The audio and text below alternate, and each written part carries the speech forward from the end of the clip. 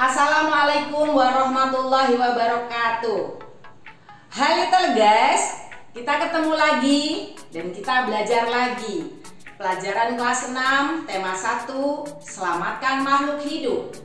Subtema 1, tumbuhan sahabatku. Pembelajaran 2. Sebelum kita lanjut, subscribe, komen, dan like dulu ya. Little guys, ada yang mau lewat loh.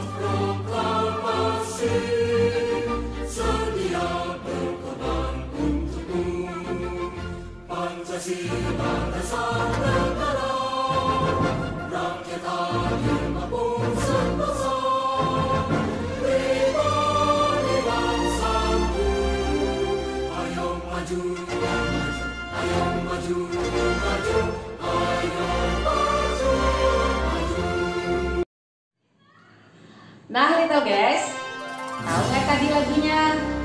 Kalian mengikuti tidak nyanyinya? Oke, lagunya Garuda Pancasila. Little guys, kita cermati syair dari lagu Garuda Pancasila. Di sana kita mendapat syair, kita membaca syairnya yaitu Pancasila dasar negara. Ingat, Pancasila dasar negara. Berarti negara kita berdasarkan pada Pancasila. Pancasila adalah pedoman hidup bagi bangsa Indonesia sebagai landasan, sebagai pijakan. Jadi semua tingkah laku, perbuatan bangsa Indonesia harus sesuai dengan sila-sila dalam Pancasila. Inilah teks Pancasila yang pastinya little guys sudah familiar dan hafal tentunya. Karena setiap hari Senin pada saat upacara bendera kita selalu membaca teks Pancasila tersebut. Nah little guys, sila pertama dari Pancasila berbunyi ketuhanan yang Maha Esa.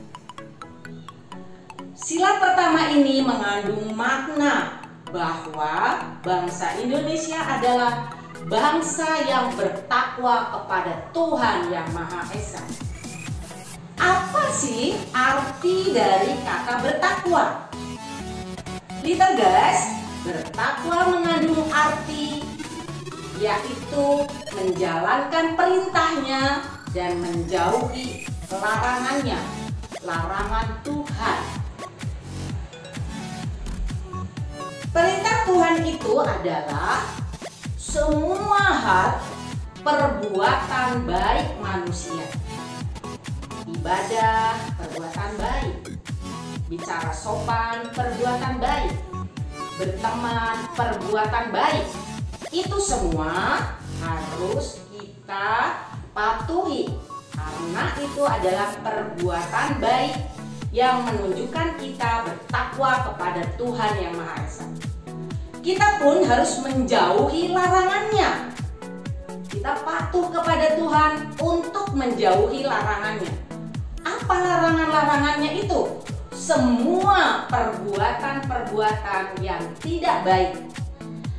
Suatu contoh perbuatan yang tidak baik adalah misalnya meninggalkan ibadah kepada Tuhan yang Maha Esa. Misalnya apalagi membuli teman.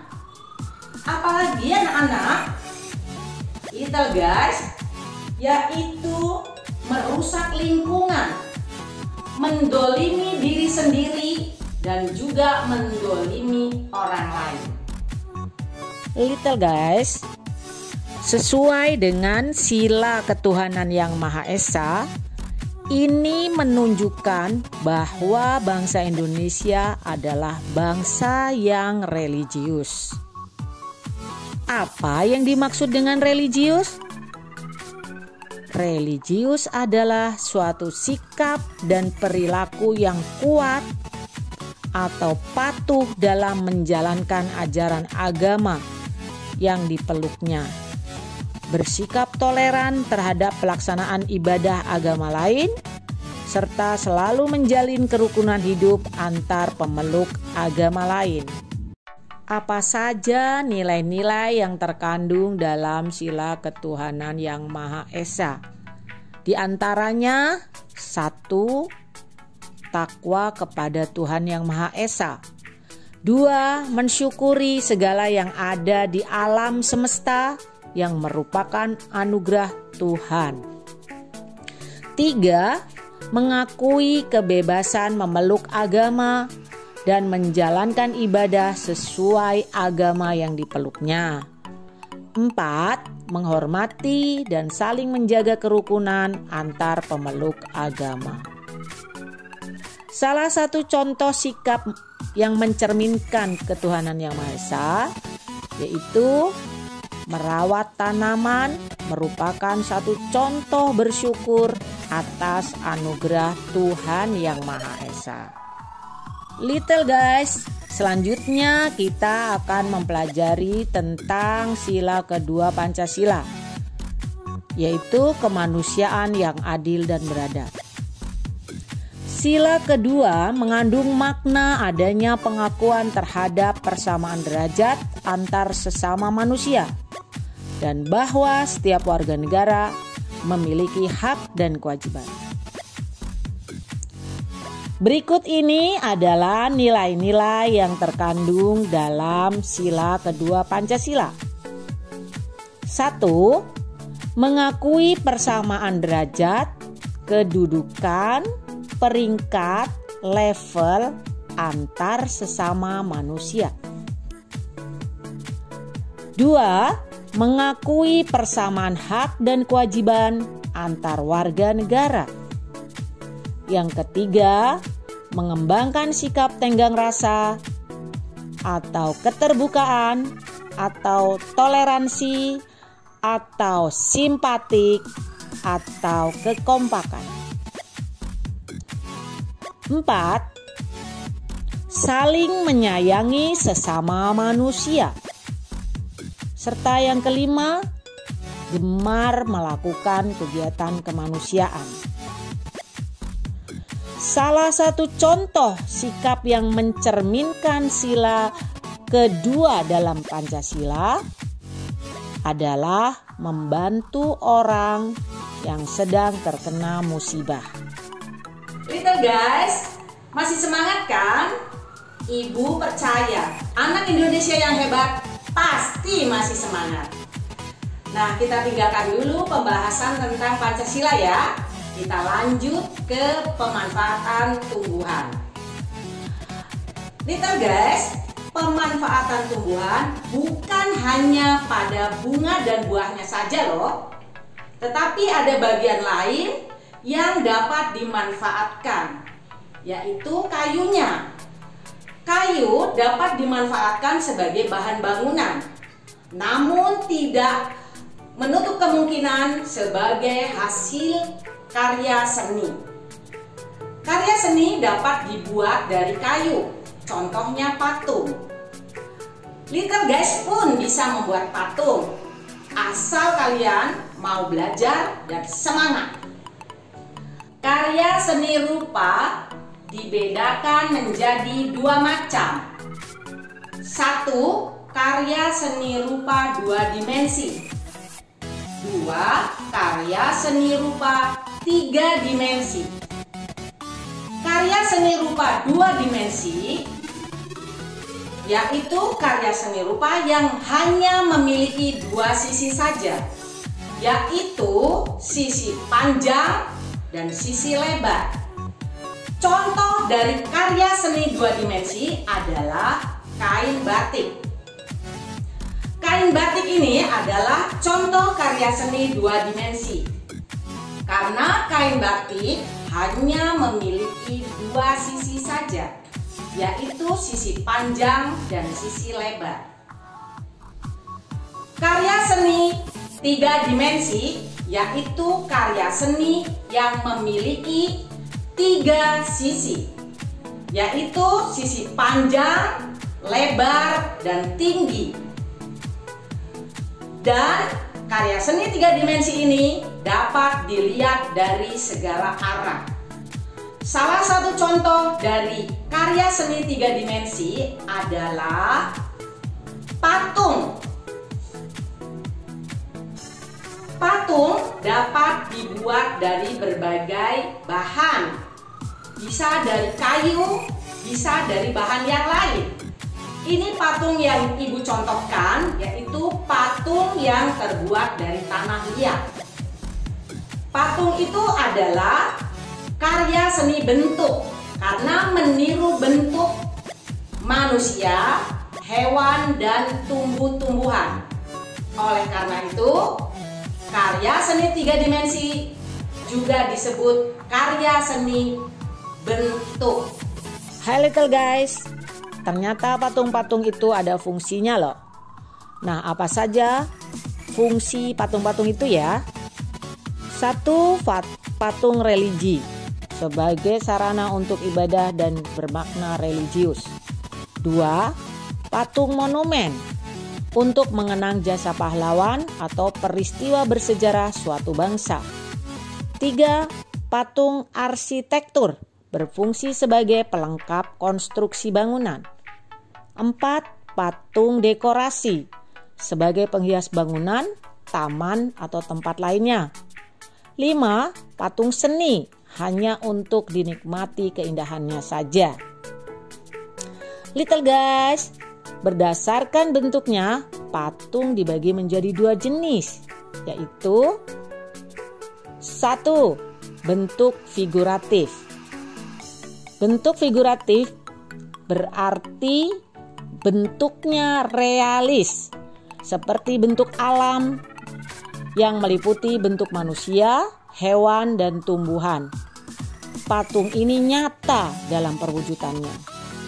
Yang kedua, bentuk non-figuratif adalah bentuk patung yang terlepas dari bentuk alam atau bentuknya abstrak, khayal, imajiner, seperti bentuk garis, lengkung, bulat, atau memanjang.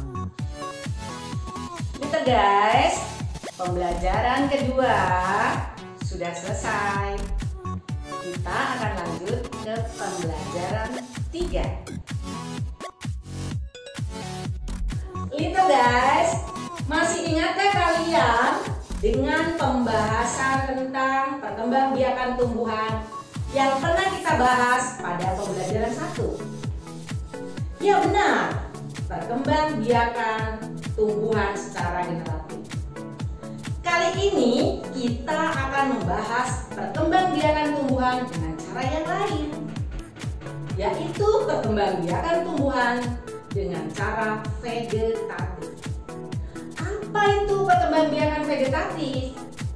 Perkembangbiakan vegetatif adalah perkembangbiakan tumbuhan tanpa melalui perkawinan atau tanpa peleburan sel jantan dan sel betina.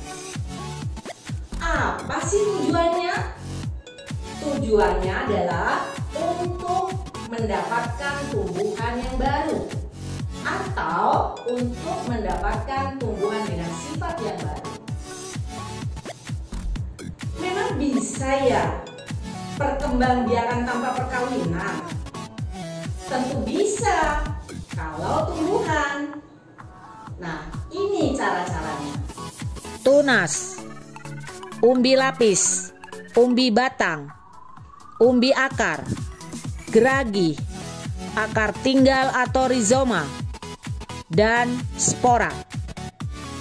Nah, little guys, itu yang tadi diterangkan adalah cara-cara perkembangbiakan tumbuhan secara vegetatif alami. Kalau ada yang alami, berarti ada yang buatan, little guys. Yang alami itu dilakukan oleh tumbuhan itu sendiri. Sedangkan yang buatan perlu campur tangan manusia. Manusia diciptakan Tuhan dengan akal dan pikirannya serta ilmu pengetahuannya dapat membuat perkembangbiakan tumbuhan vegetatif secara buatan. Apa saja sih macam-macamnya? Ada cangkok, ada stek batang, stek daun, tempel atau okulasi, menyambung, dan merunduk. Bingung nggak kalian? Nih, Ibu ada gambar tentang perkembangbiakan tumbuhan vegetatif buatan. Cangkok, misalnya pada rambutan dan mangga. Stek batang, misalnya pada singkong dan bunga sepatu. Stek daun, misalnya pada begonia dan cocor bebek. Tempel atau okulasi dan menyambung, misalnya pada durian dan jeruk. Merunduk, misalnya pada sirih dan stroberi. Gitu guys, ada satu pembahasan lagi di pembelajaran 3 ini, yaitu tentang jenis-jenis teks. Ada teks deskripsi, ada teks narasi, ada teks eksposisi, ada teks eksplanasi, ada teks persuasi, dan terakhir adalah teks laporan.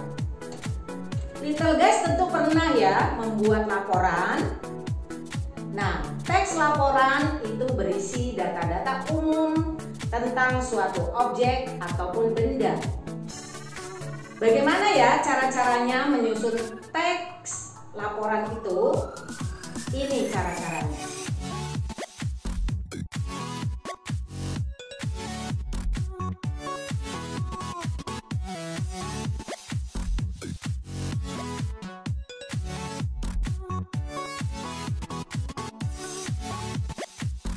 Itu guys, sudah selesai pembelajaran 2 dan 3. Sampai ketemu di pembelajaran berikutnya ya.